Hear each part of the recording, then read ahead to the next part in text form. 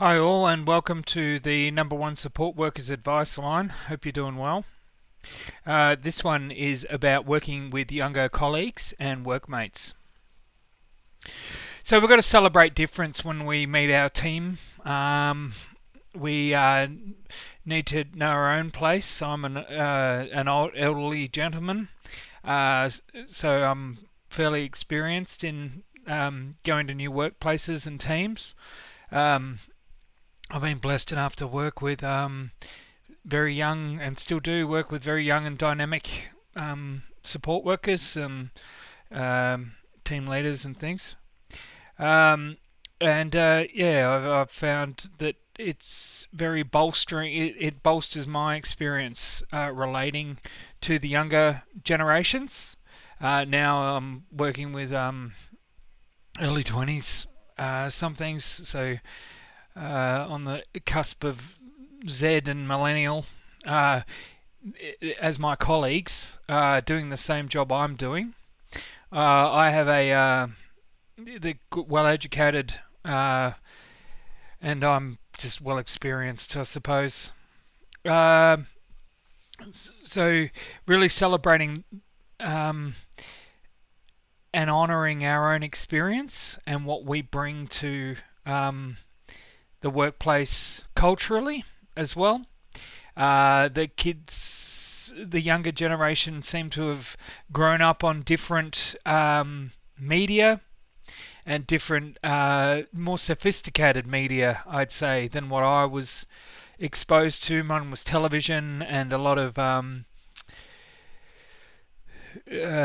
sitcoms and the big popular shows of the time where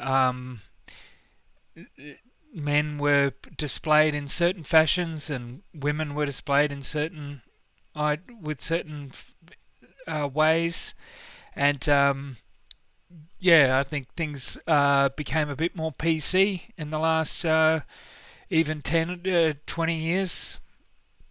Things have improved greatly since the 90s as far as how people are shown to relate to one another via the cultural mediums, here in the West.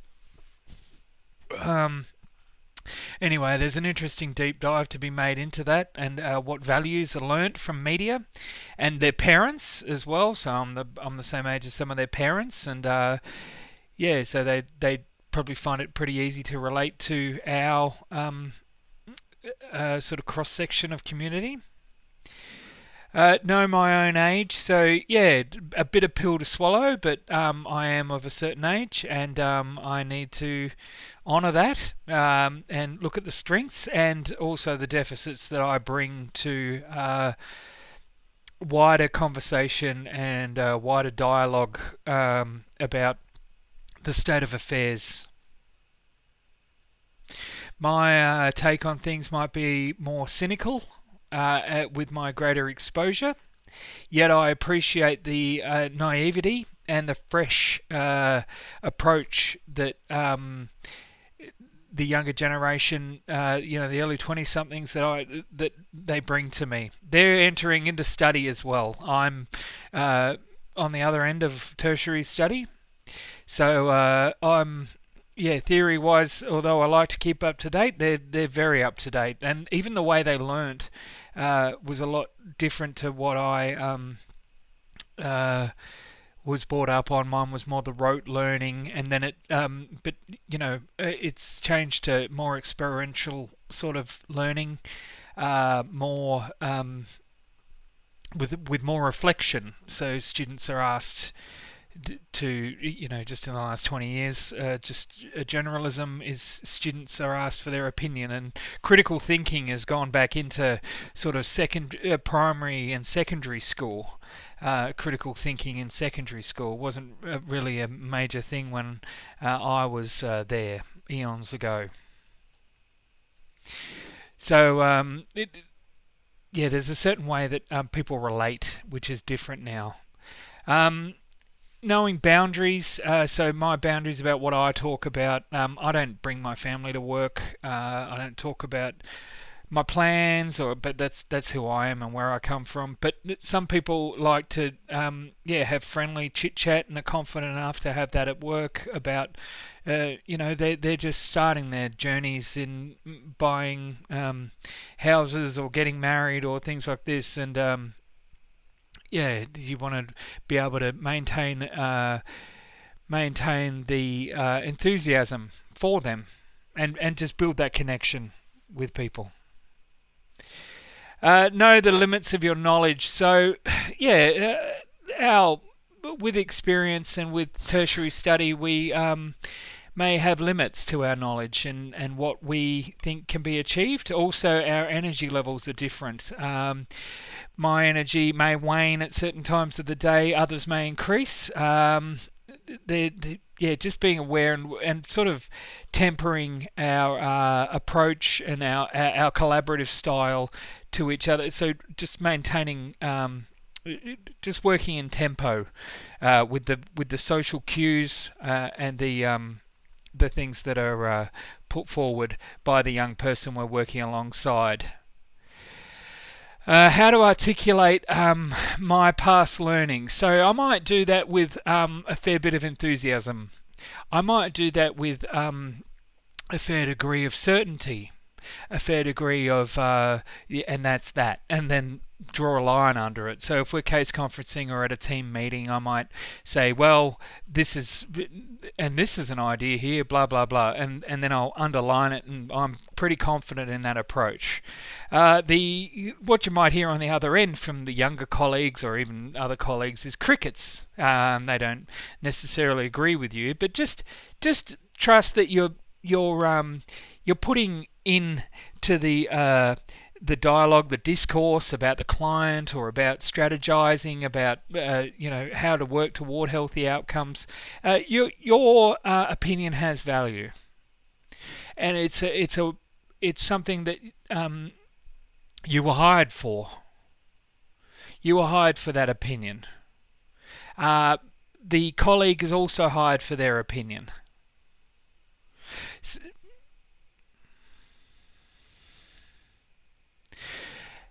Being aware of the level of expertise in the room.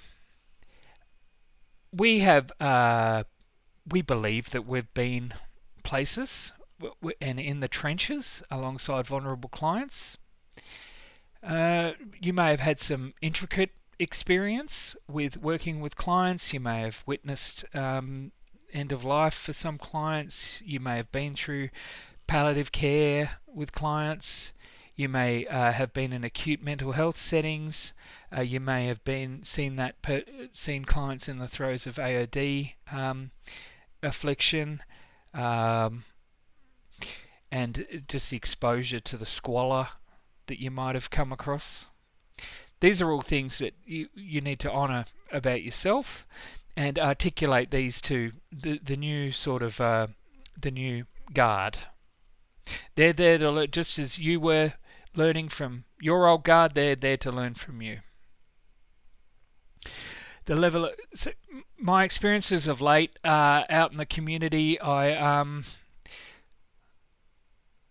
found that people who are younger are really quite open, and really it's quite refreshing. So even some customer service instances I've had where I've walked away going, that was really professional, really quality. Even the signing off was really really to my liking. This is 25 and younger. I know I'm saying a generalism, and I'm willing to take comments on that. But the big thing I notice is that there's a certain underlying professionalism, a certain I really don't care, I'm just delivering a service, but I'm going to give you the best service. I get that from the younger, the Zeds to millennials, I guess. And it's like the issues have already been dealt with, like they've already been exposed to the issues via media or via their friendship group, or yeah, so they're watching a lot more violent content. They're watching content about drug addiction and tales of woe and despair and forewarning. They're seeing all that. And their parents are really quite probably my age, and we're probably a bit better at articulating the perils of the world, that certainly than my parents were, or their parents were before them. So really, what is the expertise that you bring?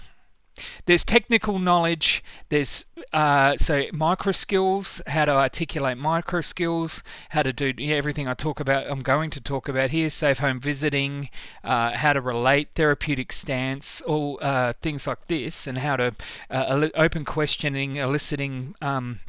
So all these sort of micro skills that you can bring to the work environment, and also to your work colleague.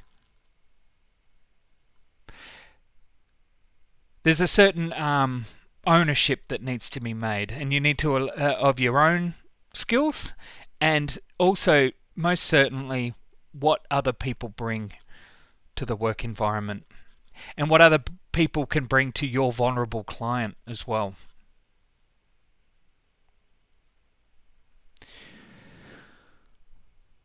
How to impart knowledge. Imparting knowledge, so doing it deftly, not like you know everything. Allowing that person having the volley of knowledge sharing. There's the people are a lot more attuned to sort of imparting knowledge in an easy style now, I think. And I've certainly found that with the younger generation at my work. Guiding with advice. So mainly about it's more like a you watch me do. That seems to be what works, and creating instances for that to happen. So and that's, I think, how people prefer to learn in a work setting now. So handing down the baton, handing down the intricate knowledge that should be shared in all facets of developing and exposing micro skills.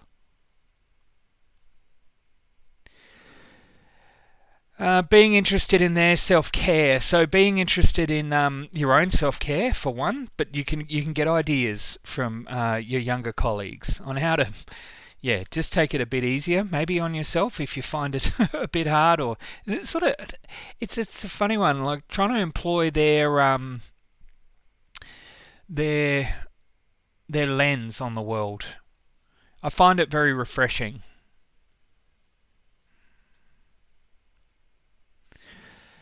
And maintain boundaries is if an unuseful style is noticed. So if you notice that the person's got a little way to go with their development, and maybe they're a bit emotionally out of their depth in the workplace, just being aware of that, just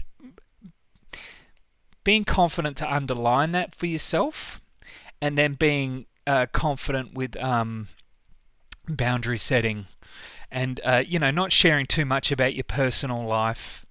In part that you might have kids, or you might have a partner, or you're going on holiday, or a wife. However it works out for you. Just being aware that these are conversations that we don't really have in the workplace unless you make a really good connection now. These are just being aware that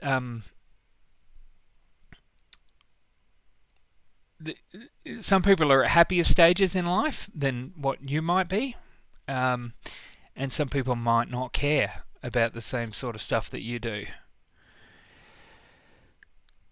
So that's about it for me. I guess the other one is just to assess energy levels, being aware that if you're feeling a bit zonked, just taking care of yourself in that setting.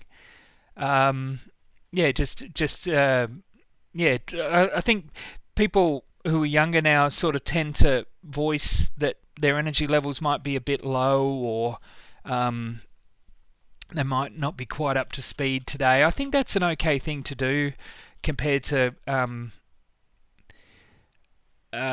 compared to not. I think you can be you don't have to you can just say, oh, I'm just going to tread lightly today because I worked so hard yesterday, or the last 3 days have been really taxing, and I'm going to just take a bit better care. Um, and that's not a bad way to communicate to other people. And you'll hear it, listen out for it from the more youthful, the more energetic, the seemingly more energetic. Okay, so thanks a lot for listening to that. And yeah, stay open and transparent, and that will get you there. Okay, thanks.